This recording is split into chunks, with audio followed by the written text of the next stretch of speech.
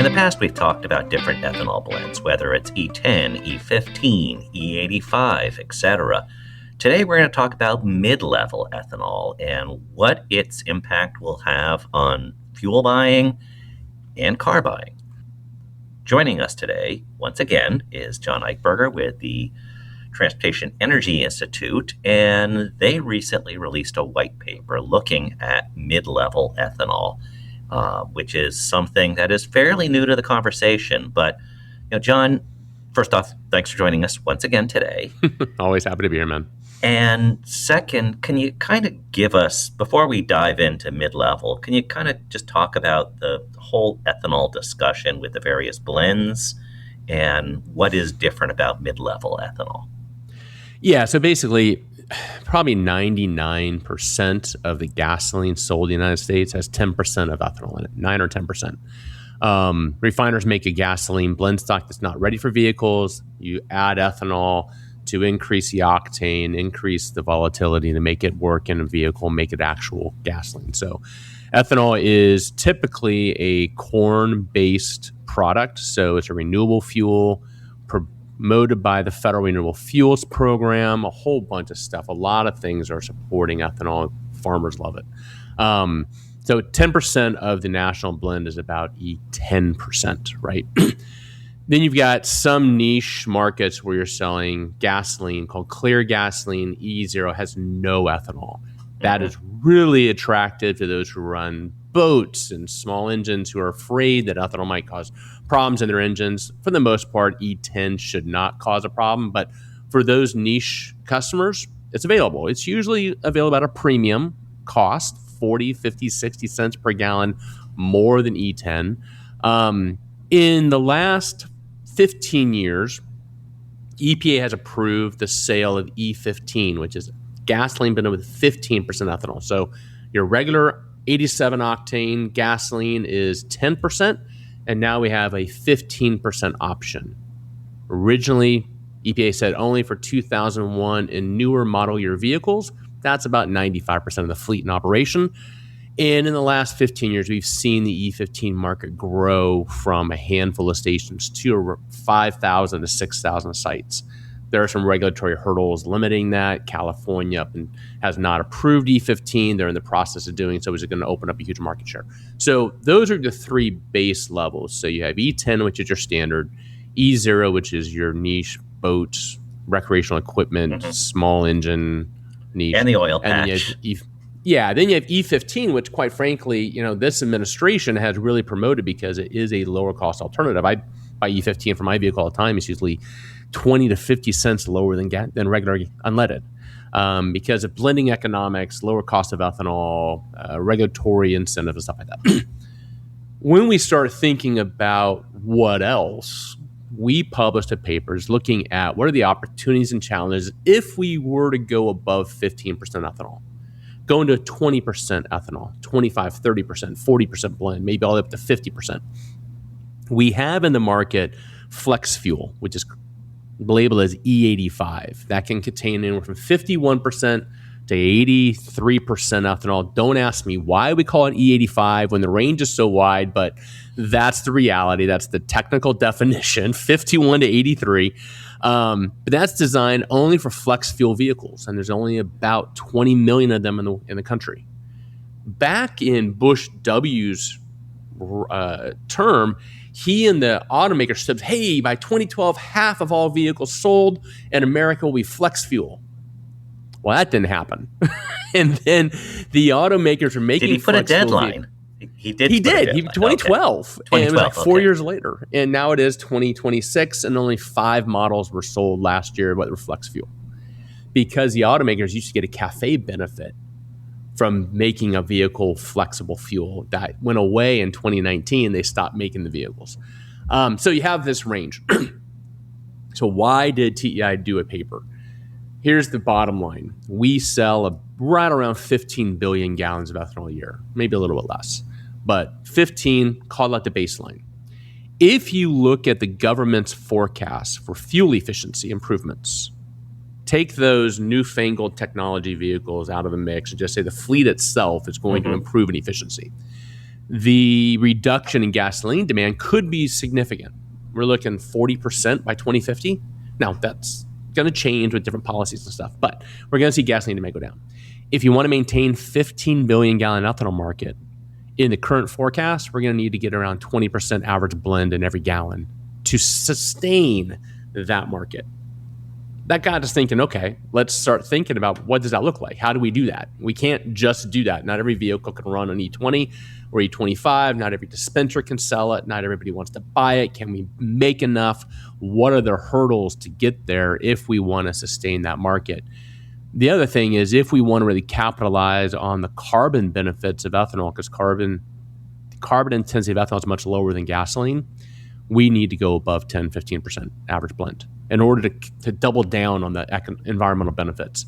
If we want to boost domestic energy security in light of the Iran conflict, a lot of interest going, whoa, how do we stop being dependent on that little strip of water in the Strait of Hormuz? How do we stop being dependent on that? Okay, let's increase our domestic resources. Well, biofuels is one option for doing that. But if we're already maxed out at 15 billion gallons E15 can get us up to 22 billion gallons if every gallon sold. But beyond that, how do we do that? So a lot of things kind of went into why do we want to explore this? And so we did. Long answer to your short question. No, well, it was a really good setup to the conversation because so basically we have a requirement that the fuel we need to sell or produce this much ethanol, and that's putting pressure on everything if fuel efficiency increases. Yeah, so the renewable fuel standard was established in 2005. At the time, it was 7.5 billion gallon target. We're going to increase the use of ethanol and biomass-based diesel to 7.5 billion gallons.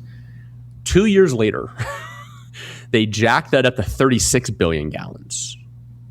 We're at about 15 billion now, with about 3 to 6 billion biomass-based diesel. So we're 16, 18 billion gallons of total renewable fuels being blended in the United States.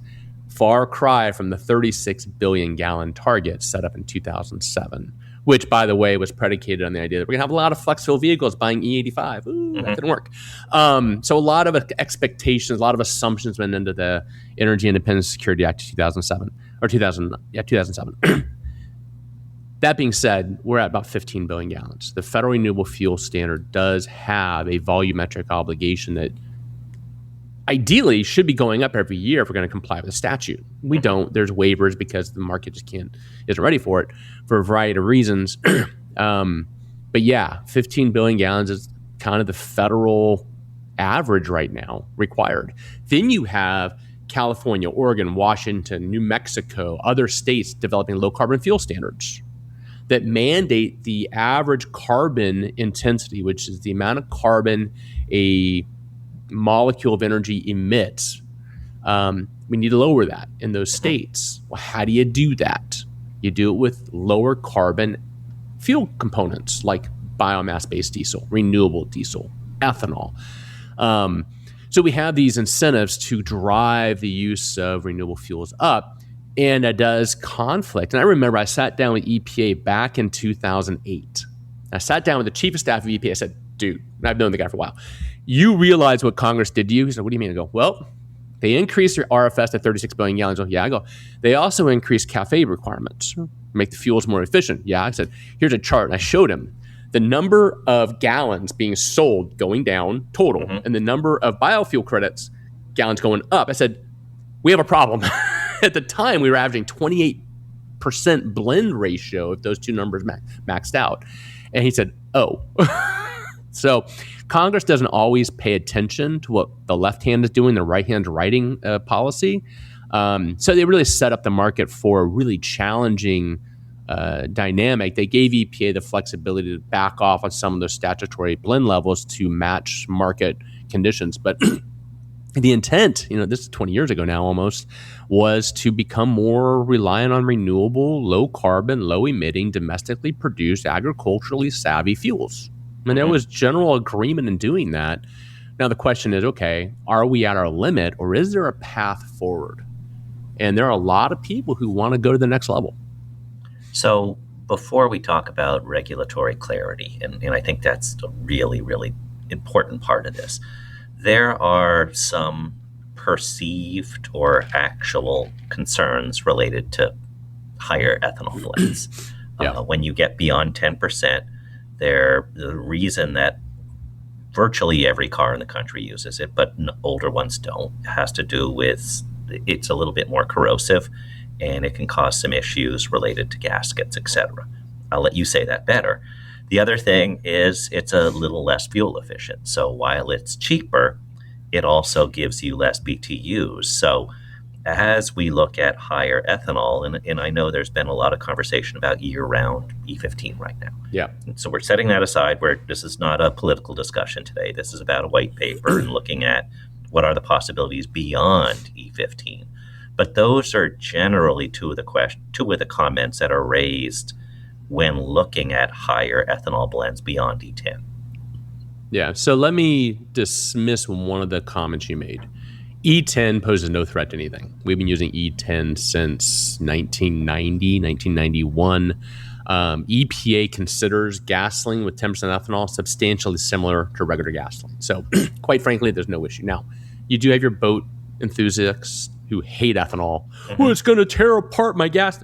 You know what? They've heard some anecdotes. They've heard some stories. But by and large, E10 is gasoline. Don't worry about it. Is there a energy content delta? Yes. Ethanol does not have as much energy per gallon as gasoline. The delta between E0 and E10 on fuel efficiency is minuscule. We're talking 1, 2, 3% max, imperceptible. The difference between E10 and E15 on fuel efficiency is even less. All right. So the other thing you're getting with ethanol is you're getting a lower cost octane. Now, 98% of drivers don't know what octane does. I'm going to buy premium for my regular car to treat it. It's been good to me lately. Let's give a little sample, like an ice cream. That's not the case. Octane allows a vehicle to run at a more optimum level if designed to do so without knocking. So we don't hear knocking. We don't hear cars pinging down the road anymore because we've established vehicle technology to protect them. And we give them ice cream. And we give them ice cream, exactly. We make them happy. We treat them. We pat them on that. We give them cute names. We pet them, all these things. Yeah, nice job, sport. Right. Even if it's not a sport car, you're going to give it a high octane fuel. Right.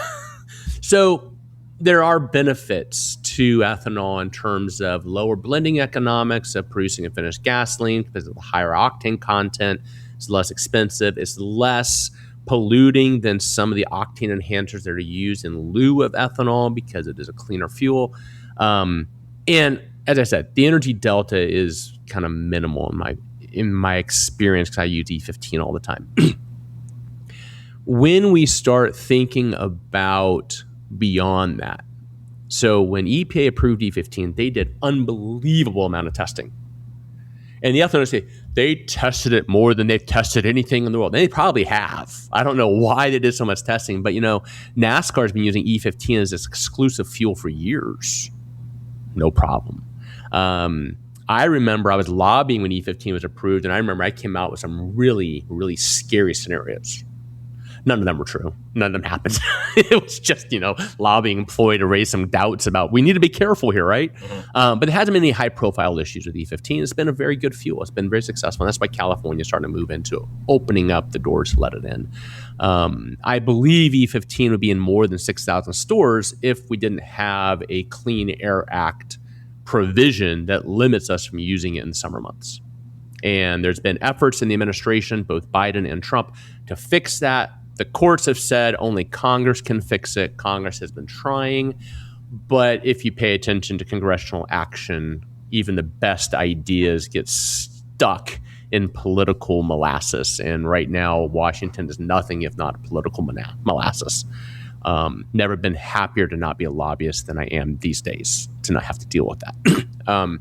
But E15, I think, is a fine fuel. I don't perceive any problems with it going forward. I don't believe it'll ever replace E10 because you have a core of customers out there who don't want to use it. But I think rank and file consumers won't care. If it's 10, 15, 20 cents cheaper it has one octane rating higher than regular unleaded. They don't know why, but the number's bigger, must be better, right? And it's cheaper. It's a deal. This Sunday is 2 for 1. So I think people buy it if it's available. It's provided as an option. Now, when you start thinking about beyond 15, things get a little different. All the testing was done to approve E15. Now, the ethanol advocates say all that testing was done to satisfy E20, and they backed down to E15. So all the testing was for E20. We can go to E20, no problem. Well, that's one position. Not everybody agrees with that.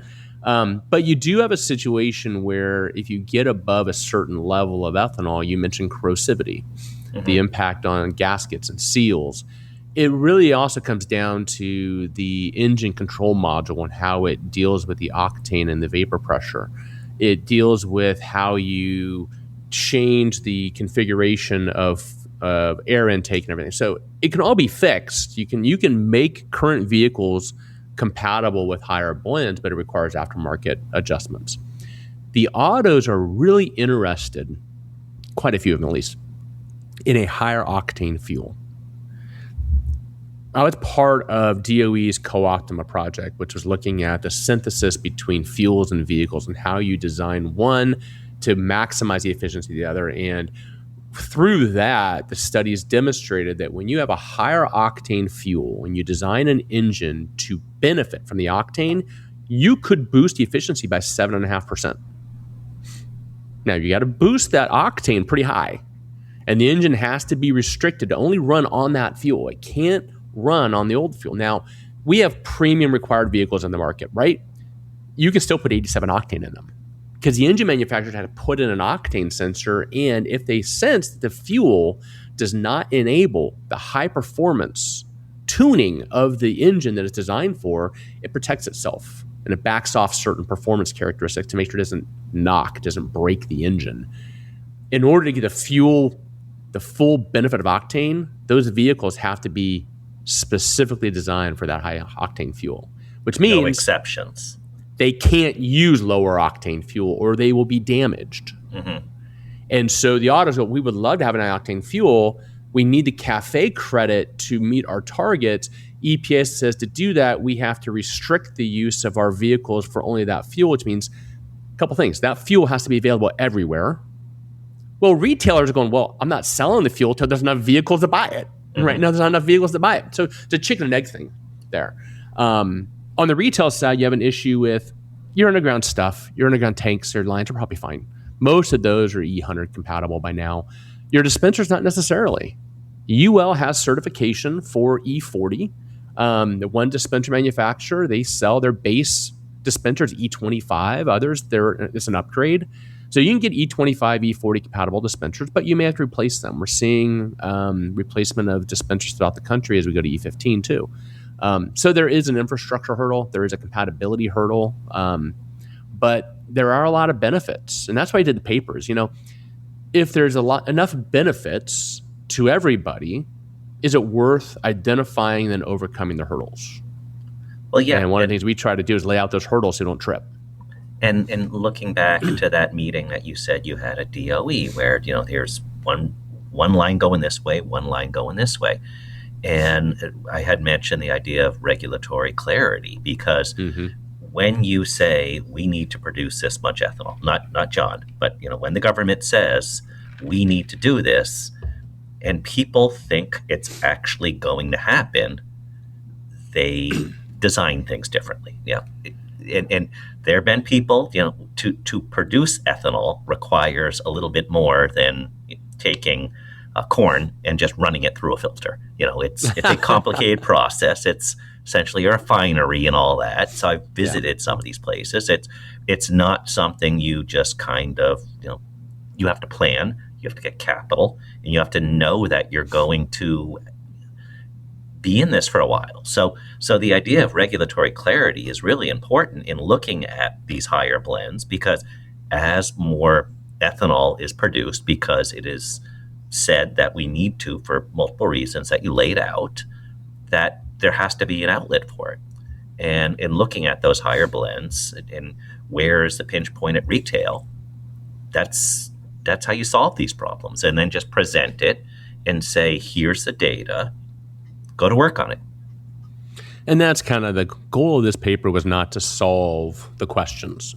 It was to identify the potential opportunities so that people can then can have a discussion. Okay, is it worth exploring? Is the benefit worth the effort required to overcome these 12 hurdles that have been laid out for us? Mm-hmm. And what is it going to take to overcome those hurdles? And the only way we're going to do that is if we work together. And so we put this paper out there really to be a discussion point. I believe we're going to get to a point in the market where we're going to have this conversation. I think it's better to have the conversation now, or at least in the near term, before we get to that pinch point where we have to rush. Let's have a meaningful, thoughtful discussion of, okay, what is the future of the liquid fuels market in the United States? What is the future of ethanol? Mm-hmm. What is the optimized approach to vehicle engineering? And we're also going to we're looking at doing an initiative where we look at fuels and vehicles as a system, because it's amazing, Jeff.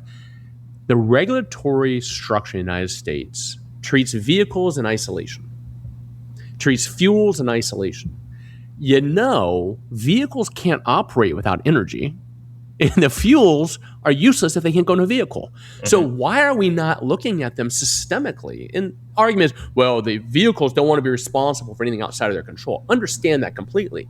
But if we're reducing the emissions potential of fuels, and the goal is to reduce emissions from the tailpipe, shouldn't the compliance at that tailpipe side take account of the benefits and achievements in the fuel side? And shouldn't we be developing fuel and engines in a way that maximizes the benefits on both sides for the customer and the environment? If we can figure that out, that might be the angle that opens up the door for a mid-level ethanol strategy, because you're going to build a fuel and you're going to build engines that are compatible and that build off one another, benefit from one another. That's, maybe it's altruistic, maybe it's, a little Pollyannish, but if we all just get along, mm-hmm. we might be able to find some solutions that make sense. I was thinking about that. And the conversation is always about, well, at least as far as I know, always about cars. Right. Is there now in gasoline is what, roughly 40% of U.S. fuel demand? U.S. uses about 20 million barrels a day, and gasoline's at 8-ish, 9, around there. So, yeah, I mean, if you're thinking transportation-wise, it's more. Yes. But in terms of overall fuel demand, yeah. Is there a use for ethanol outside of cars? Yeah, I mean, they're looking at sustainable aviation fuel, and how do you drive ethanol feedstock, biodiesel feedstock into sustainable aviation fuel, which is basically renewable fuel for planes. And quite frankly, that's a major focus of the Department of Energy right now, is how are we going to reduce the emissions from planes? I think it's funny because on a net basis, surface transportation emits a lot more than planes do. Mm-hmm. On a per unit basis, planes are emitting a ton. Mm-hmm. One plane emits a lot more than one car, but there's a lot more cars than planes. So I always question, is the diversion of feedstocks to SAF the right approach for a global environmental objective? Or is it we're just trying to shift focus to a smoking gun and divert attention to what the real solution might be? I've been out of politics a long time, a little cynical. Well, I give you credit. You earlier said Congress is trying. So, there's... They try. That doesn't always mean it's a good thing, but they're trying. So what should a retailer take away from this conversation? Is there, besides download the paper, read it, see where you fit in there, but are there short-term or medium-term things that a retailer might want to think about? I think, I've been saying this to the retail industry about 20 years. If you're putting in new equipment, put in the highest compatible equipment you have access to. It may cost a little more today, but it opens up options in the future. I don't expect a mid-level ethanol blend to hit the market anytime soon. There's certain niche markets where they're already selling it. Probably shouldn't be, but they are, and it's not a problem. But for it to be widespread, I mean, we're 15 years in the E15. We're only at 6,000 out of 150,000 sites. Got a long way to go. But I think there's an opportunity down the road for a mid-level ethanol blend to have possible market viability. And if I'm a retailer and say I put in brand new tanks and dispensers today, and in 10 years, somebody goes, hey, we have an option for you to be in this demonstration project. We're going to bring this product to you. We want you to sell it, blah, blah, blah. And I go, well, then I'm going to have to replace my tanks and my dispensers and my lines, everything. I'm not doing it.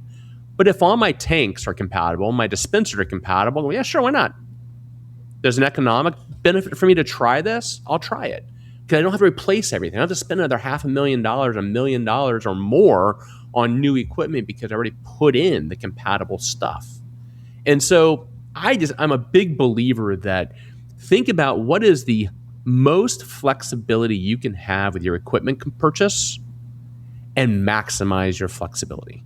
Maximize your optionality going forward. Otherwise, you're going to find yourself holding a difficult decision of, do I invest a whole bunch more or am I ready to go? So anyway, great white paper, worth a read. And for the record, mid-level ethanol, that's what vehicles were on 140 years ago. So, it's not like it's a new thing. John, thanks again for joining us. The report is, where can they find it? Go to transportationenergy.org. It is right there on our Transportation Energy Research tab. A few other things on there too, so take a look. We've got a lot of new stuff coming out in the next 6 to 12 months, so keep an eye on our website and see what we got coming up. Thanks again, John. Thank you. And thank you all for listening to Convenience Matters. Convenience Matters is brought to you by NACS and produced in partnership with Human Factor. For more information, visit convenience.org.